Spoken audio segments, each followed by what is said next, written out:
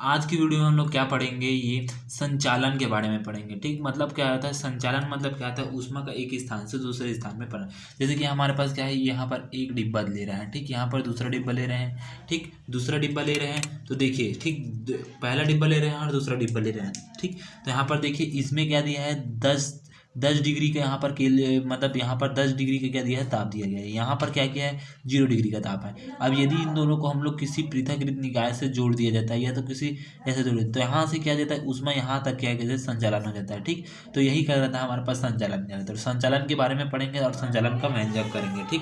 यहाँ पर देखिए ऊर्जा ऊर्जा का क्या था, स्थानांतरण अथवा गैस की ऊष्मा चालकता, ठीक। मतलब क्या था संचालन, मतलब क्या था ऊष्मा का स्थानांतरण या गैस की ऊष्मा चालकता।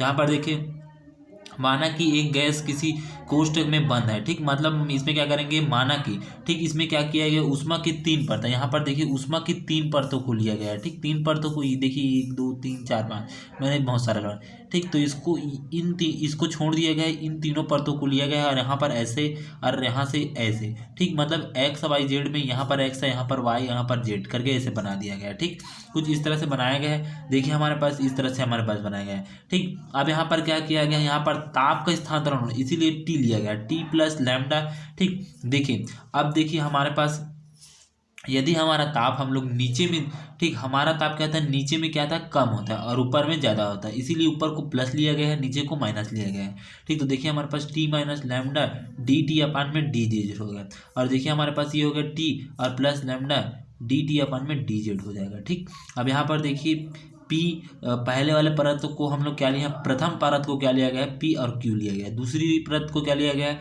ए और बी लिया गया है। तीसरी परत को क्या लिया गया है, लैम्डा और एम लिया गया है। और क्या है, ये इसको किस में दर्शाया गया है, एक्स वाई जेड में दर्शाया गया है, ठीक। बुक में है, इसी कारण इसको एक्स वाई जेड में दर्शाया रहता है। और यदि ये किसी निकाय उकाय में कहीं पर होता तो इसको कैसा रहता है, ये पत्थर की जैसा होता है और इस पत्थर में यहाँ से देखता परत, ठीक, इस प्रकार से परत देखा जाता है, ठीक।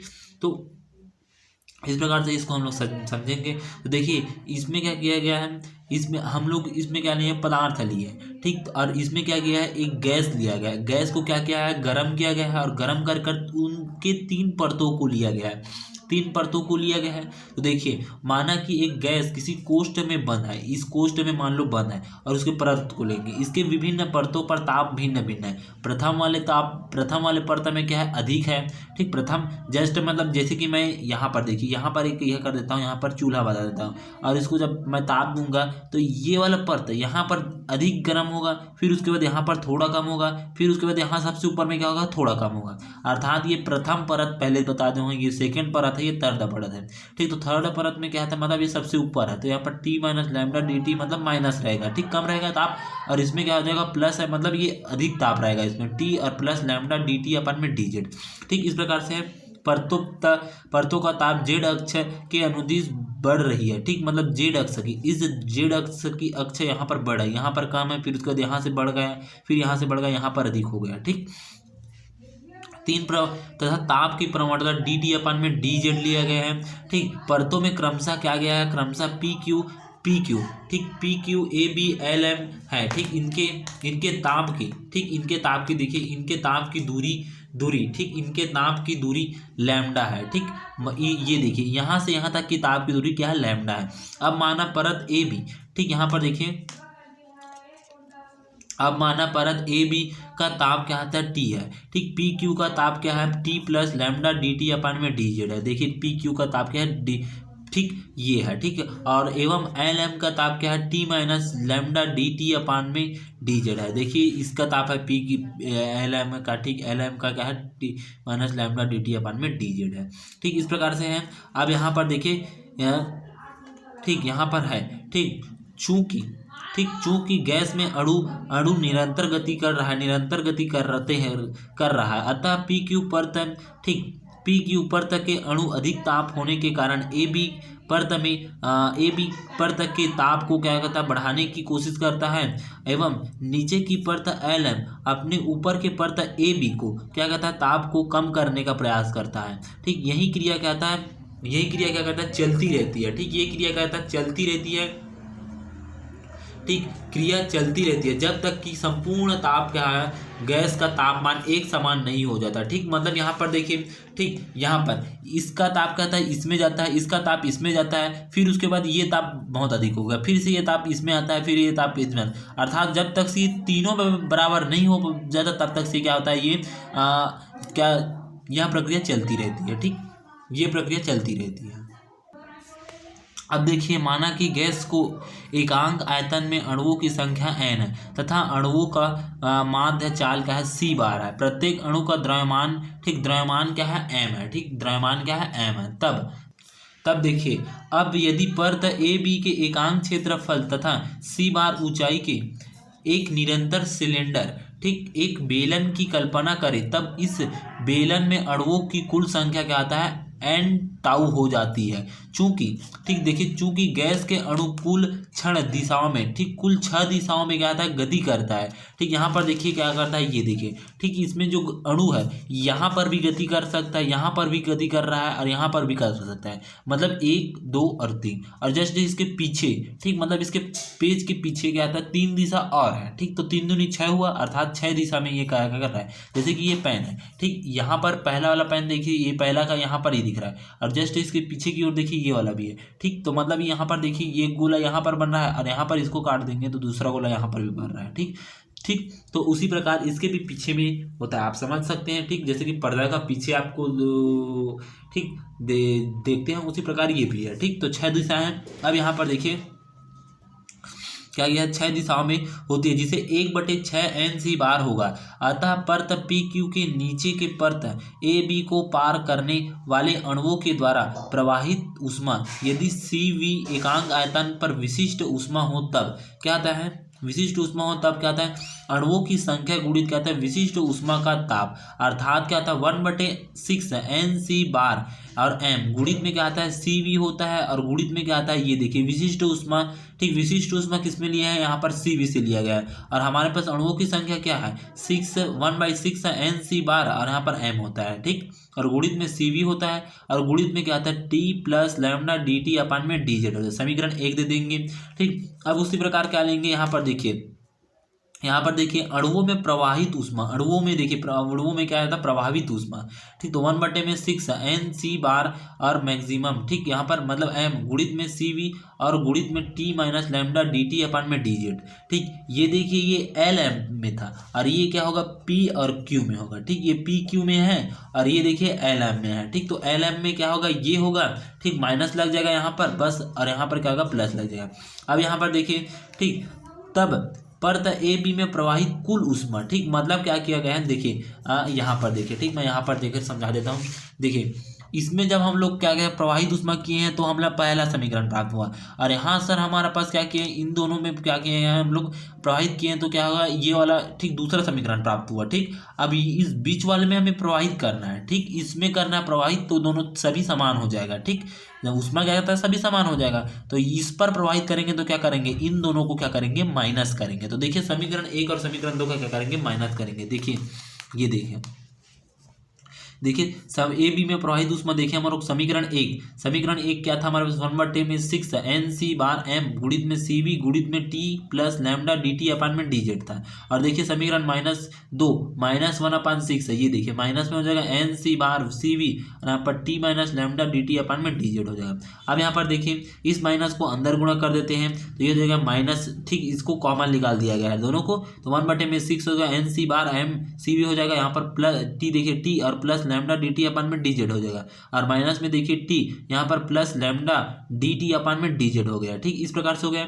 अब यहाँ से देखिए T से हमारे पास T कट गया, ठीक T से T कट गया तो क्या बचेगा, ये और ये बचेगा, और इन दोनों को जोड़ देंगे तो क्या होगा, देखिए हमारे पास क्या होगा। ठीक तो देखिए हम लोग इन दोनों को जोड़ दिए तो 1/6 NC बार m CV गुणित में क्या जाएगा 2 लैम्डा dt अपन में dz हो गया। अब देखिए हमारे पास क्या आता है, ऊष्मा क्या आता है, यहाँ पर देखिए ऊष्मा का सूत्र हमारे पास क्या आता है, इस सूत्र को आपको याद रखना पड़ेगा। ठीक है देखिए m 1/3 NC बार v इंटू क्या आता है लैम्डा, और यहाँ पर dt अपन में dz होता है। ठीक ये हमारे पास होता है। ठीक C बार में V और CV होता है। ठीक यहाँ पर देखिए C, ये C है और यहाँ पर V लैम्डा dt अपन में dz होता है। ठीक ये देखिए यह कैसा किया गया है, ऊष्मा का मान क्या है, यहाँ से ये काट दिया गया है और ये काट दिया है, 3 हो गया। तो यहाँ पर सेम का सेम वही लिख दिया है। एम को इस तरफ लिख दिया गया है 1/3 हो गया, और यहाँ पर एन सी बार, और यहाँ पर सी वी कैपिटल सी है, यहाँ पर वी लैम्डा डी टी अपन में डी जुड़ गया। समीकरण 3 हो गया।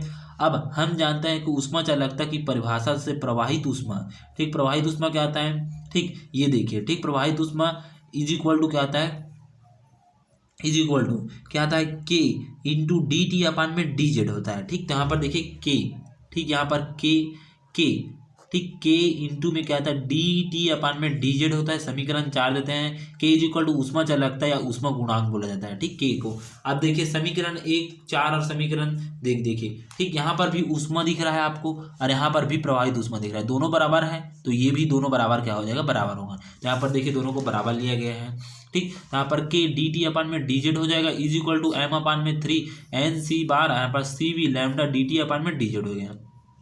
अब देखिए ये और ये दोनों कट जाएगा, ठीक, आमने सामने से, तो क्या बचेगा, K is equal to 1/3 N C bar और सी वी यहाँ पर लैम्डा, ये हमारे लिए अभीष्ट व्यंजक है, ठीक, अभीष्ट व्यंजक है, ठीक। और या तो इसके आगे भी एक और क्वेश्चन पूछा जाता है, ठीक, ये आगे भी और क्वेश्चन, 2 क्वेश्चन यहाँ से पूछा जाता है, ठीक। मैं आपको बताता हूँ कैसे कैसे पूछा जाता है। सिद्ध कीजिए कि, देखिए सिद्ध कीजिए कि ऐसा रहता है, ठीक, सिद्ध कीजिए कि के अनुक्रमानुपाती, ठीक, हमारे पास कहता है के अनुक्रमानुपाती क्या आता है, ऋण टी के बराबर होता है ये, और दूसरा हमारे पास कहता है के इज इक्वल टू हमारे पास कहता है के इज इक्वल टू सी बार होता है, सी वी होता है एम, और बटे में क्या आता है 3 ऋण में होता है हमारे पास 2 और पाई सिग्मा होता है, ठीक। ये भी पूछ देता है, और सिग्मा का स्क्वायर होता है, ठीक, ये पूछ देता है। और तीसरा ये पहला, ठीक, इसको पहला सिद्ध करेंगे, ये दूसरा होता है, ठीक। और हमारे पास तीसरा एक और आता है के अनुकरणपाती 1 में क्या आता है, ऋण में क्या आता है, एम आता है, ठीक। मतलब क्या आता है, व्युत्क्रमणपाती होता है किसके, के, ये भी पूछ देता है, ठीक। तो इस तीनों को हम लोग देखेंगे, सिद्ध करके देखेंगे। तो ये सबसे पहले इसको हम लोग करेंगे, इसको करते हैं, देखिए ये देखिए, ठीक, यहाँ तक हमें अच्छा से बनाना है, ठीक, यहाँ तक ये अभिष्ट व्यंजक है, ठीक। अब उसके देखिए हम जानते हैं कि मुक्त औसत, ठीक, औसत मुक्त पद, देखिए लैम्डा इज इक्वल टू क्या आता है, 1/2 पाई एन सिग्मा का स्क्वायर, इसको हम लोग अंत में इसको सिद्ध करेंगे, ठीक, ये वाला व्यंजक को। अभी आपको ये इसको याद रखना पड़ेगा, 1/2 पाई एन सिग्मा स्क्वायर, इसी अध्याय में इसको हम लोग सिद्ध करके दिखाएंगे। लैम्डा इज इक्वल टू क्या आता है, 1/2 पाई एन सिग्मा का स्क्वायर, समीकरण 6।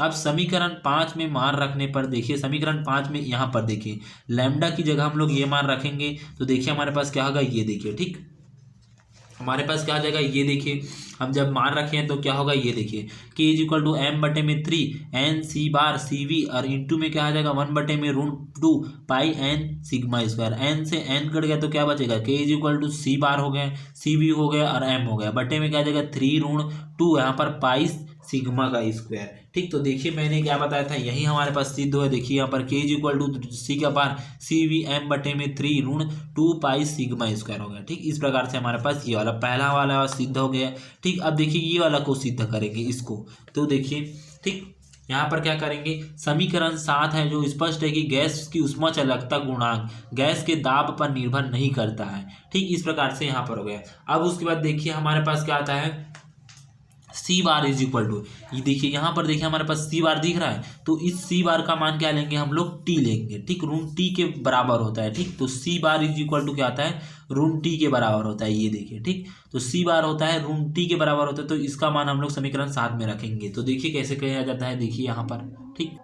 तो देखिए हमारे पास क्या आ जाएगा, के अनुकरणपाती ऋण टी के मान हो जाएगा, ठीक। मतलब हम लोग क्या लिए हैं, ये मान लिखे, यहाँ पर मान रख दिए हैं समीकरण 7 में, समीकरण 7 में रखे हैं, तो ये देखिए ऋण टी हो जाएगा सी बार की जगह, सी बार इज इक्वल टू क्या लिए हैं, ऋण टी बस ले दिए हैं, और यहाँ पर ये सभी क्या हो जाएगा, हमारे पास कांस्टेंट हो जाएगा, ठीक। ये हमारे पास इतना क्या हो जाएगा, कांस्टेंट हो जाएगा। तो देखिए के अनुकरणपाती क्या हो जाएगा, ऋण टी हो जाएगा। अब क्या करेंगे, हमारे पास एक होता है के व्युत्क्रमणपाती 1/√m होता है। यहाँ पर देखिए हमारे पास क्या करेंगे, हम जानते हैं कि, ठीक, ये करेंगे ऊष्मा चालकता गुणांक परम ताप टी के क्या आता है, वर्ग के मूल के क्या आता है, वर्गमूल के क्या आता है, समानुपाती होती है, ठीक, ठीक।